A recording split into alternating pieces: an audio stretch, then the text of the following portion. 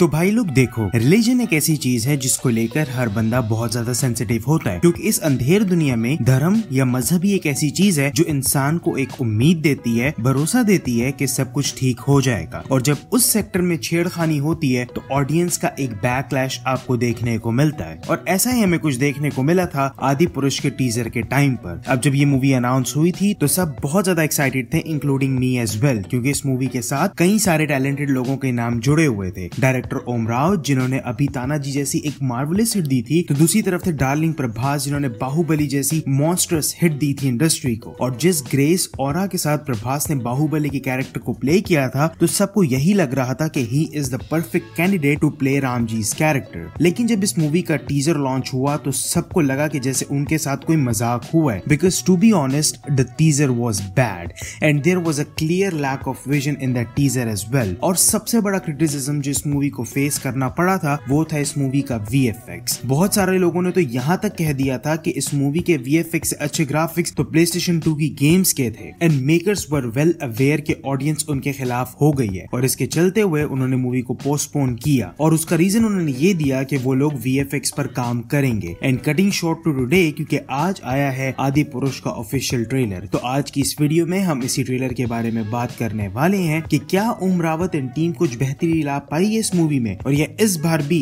सिर्फ टाइम को वेस्ट किया गया। तो without further ado, let's get started.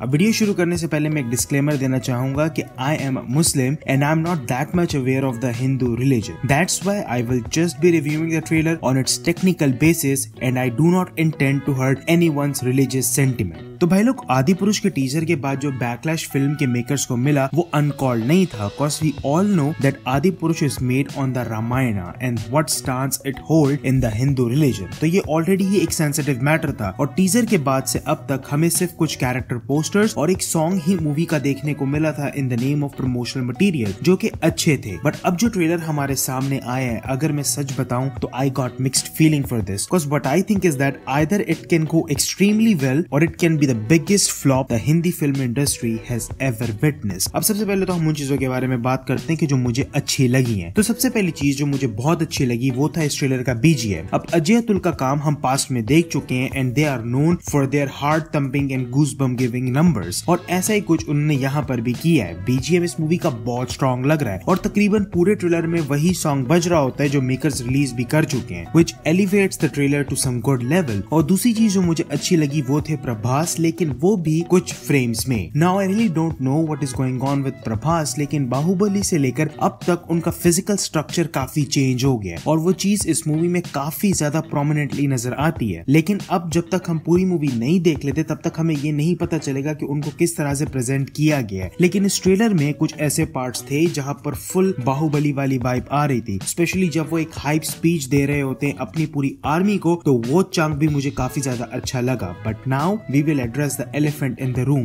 कि क्या इस मूवी के VFX में कुछ बेहतरी हुई है। तो सच बताऊं तो हाँ, लेकिन उतना नहीं। अब इस ट्रेलर में हमें कुछ नई फुटेज देखने को मिली है। अब अगर मैं उस फुटेज और टीजर में दिखाई जाने वाली फुटेज को कंपेयर करूं तो जो मेजर डिफरेंस मुझे नजर आया है वो है कलर ग्रेडिंग का, और उसको इसीलिए यूटिलाइज किया गया ताकि फ्रेम में हमें कुछ हद तक डेप्थ पैदा होती हुई नजर आए, और जो टीजर के अंदर हमें एक बिल्कुल ही सैचुरेटेड लुक नजर आ रहा था वो खत्म हो। क्योंकि ये बात तो सबको पता है कि भाई ये प्रोजेक्ट 500+ करोड़ का प्रोजेक्ट है, और इतने कम टाइम में भला कौन इसका VFX ठीक करेगा, क्योंकि ये movie 70 to 80% VFX and CGI dependent है। और सबसे बड़ा ब्लंडर जो इन लोगों से यहाँ पर हुआ है, which is a damage beyond repair at this point, वो है रामायण में मेंशन होने वाले मिथिकल बीइंग के कैरेक्टर डिजाइन और उनका VFX। और इस ट्रेलर में बहुत ही स्मार्टली उन्होंने इतने ज्यादा सीन्स उन चीजों के नहीं दिखाए, लेकिन जो दिखाया है उससे ये एविडेंट है कि वो VFX का मसला अभी भी है। अब भाई देखो, ट्रेलर देख के मुझे बहुत सारी मिक्स फीलिंग आ रही है जो कि मूवी देखने के बाद ही खत्म होंगी, और जिस चीज को लेकर मैं इस मूवी को देखने के लिए एक्साइटेड हूँ वो ये कि आखिर इस मूवी का स्टोरी और स्क्रीन प्ले कैसा होगा। क्या ये पॉसिबिलिटी है कि इस मूवी के डायलॉग, स्क्रीन प्ले और नैरेटिव मटेरियल इतना स्ट्रॉन्ग हो कि ऑडियंस इन VFX की गलतियों को नजरअंदाज करके मूवी को एंजॉय करे, और या फिर यहाँ पर भी ये लोग मात खा चुके होंगे। आई गेस हम लोगों को अब मूवी के रिलीज का वेट करना होगा ताकि हम मूवी देख के इस चीज को जज कर सके। तो आज के लिए बस इतना ही। मुझे नीचे कमेंट्स में जरूर बताना कि तुम्हें कैसा लगा आदिपुरुष का ट्रेलर, और अगर वीडियो पसंद आई हो तो लाइक, कमेंट और चैनल को सब्सक्राइब जरूर करना। मैं मिलूंगा तुमसे अगली वीडियो में, तब तक के लिए।